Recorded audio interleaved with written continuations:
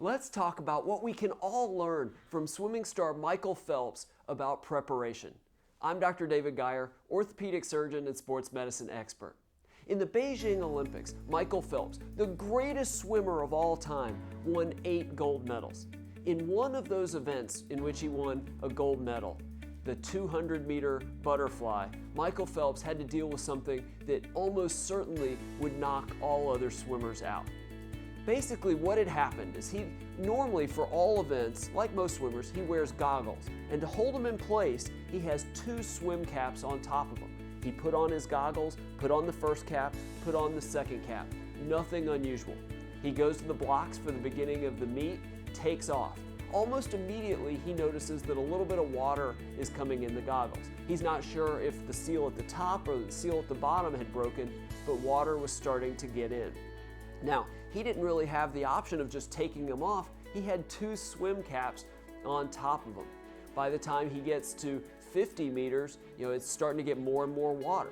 By the time he gets to about 75 meters, he can't see much at all. He can just barely see the bottom of the pool. He can't really see the black T that tells you when the wall is coming up. By the time he makes the turn at 100, and then especially with about 75 meters to go, Michael Phelps can't see anything. And again, this is the gold medal race, so there's not a lot of time to stop and call a timeout. That's not something you can do in swimming. Fortunately, Michael Phelps is prepared. One of the things that he and Coach Bob Bowman did throughout his career is they trained for every possibility. One day, the power was out when they were training in Michigan. Bob Bowman has Michael Phelps train in the dark. One day, Bob Bowman steps on Michael Phelps' goggles on purpose so that he can't swim with them. They trained for all possibilities. And this very same scenario happened to Michael Phelps in Melbourne in the year before, 2007, in the 200-meter IM. And he couldn't see anything heading into the last leg, the freestyle. He couldn't see the other competitors, Ryan Lochte and others, so he didn't know where he was, but he had dealt with it before.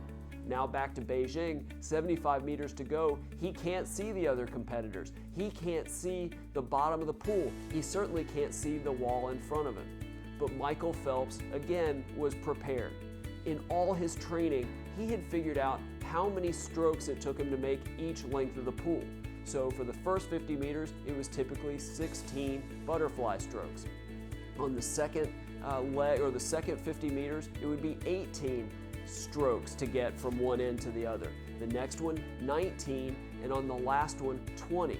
So as he went to that second turn at the 100-meter point, and he was getting to where he really couldn't see much at all, he started a stroke count because he wasn't sure if he was going to be able to see. So when he got to 75 meters out and he couldn't see, he was glad he had started counting those strokes. So just like he expected, when he got to the last turn with 50 meters to go, right before he hit the wall, right as he hit that 19th stroke, there was the wall. And it was timed perfectly, again, even though he couldn't see, but he didn't ram his hand or his shoulder or his head into the wall because he had counted and because he had prepared for this before. On the last 50 meters, same thing. He counted the strokes, did them just like he always did, got to the last stroke, and it was perfect. He got the last stroke in, glided a few inches, and touched the wall. He won the gold medal and set a new world record. We have to prepare for every possibility. This reminds me of people where I work, and I'm sure this is true everywhere, that they go to work and it takes X amount of time, but one day they happen to make it, say, in 25 minutes. But that's abnormal. Maybe they beat traffic, maybe they managed to get every green light. And so they start to assume, well, it'll only take me 25 minutes to get there, so they leave with only enough time for 25 minutes. Again, that's a best case scenario, but most of the time it takes 40 or 45 minutes. But because you're assuming the best case scenario every time, a lot of times you're going to be late to work.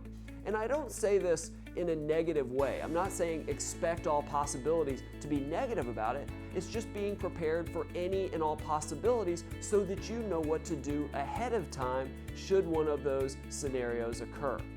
I gave a TEDx talk a few years ago on youth sports in Bend, Oregon.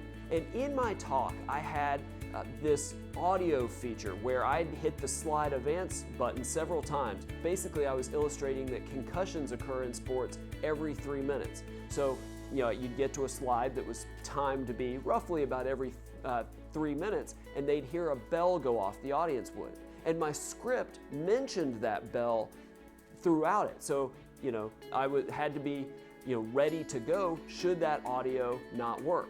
And we had practiced, I had worked with the AV guys to make sure the audio was going to work. I even mentioned it before I stepped on stage.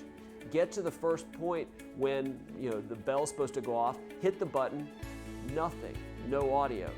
Fortunately, I was prepared. I knew what I was going to say and what I was going to take out of my script should that happen.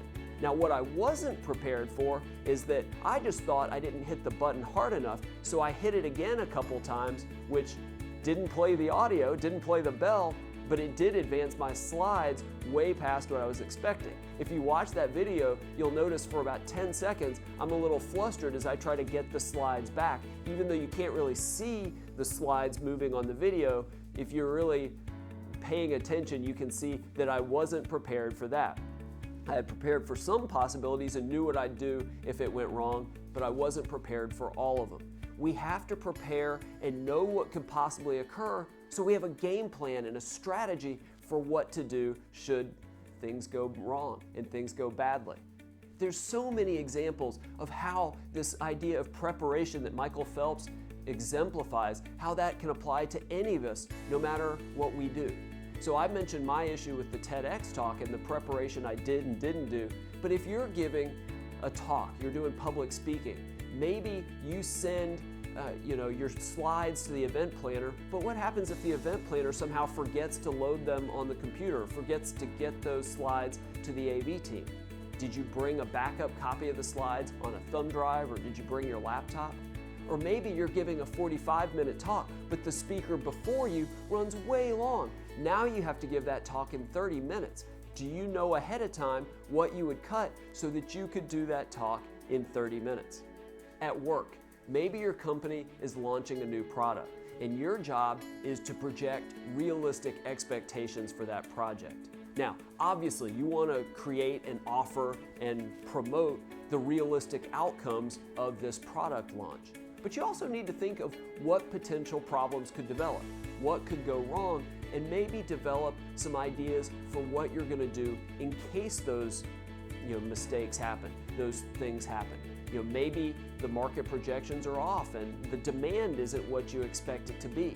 Maybe it's poor or unclear marketing or advertising messages. Maybe the packaging of the product isn't good, or something about the product consumers don't like, or the customer service isn't what you would expect, and you get negative product reviews. You have to prepare for all of those so that you can preemptively be ready in case you have those issues, so that maybe the next time you do a product launch, you do it right that time, or you fix the problem as it's happening before that product becomes an enormous failure.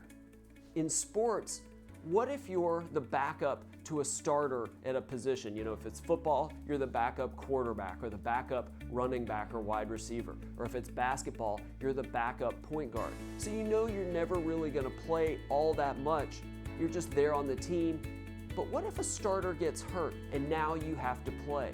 You have to assume that you're going to go in on any given play or in any given game. So you have to know all the plays and know what you are supposed to do on every single play. This is all about preparation, and nothing exemplifies being prepared better than that story of Michael Phelps and his goggles full of water still going on to win the gold medal at the Beijing Olympics. We need to prepare like Michael Phelps, and then we can be champions in sports, business, and life.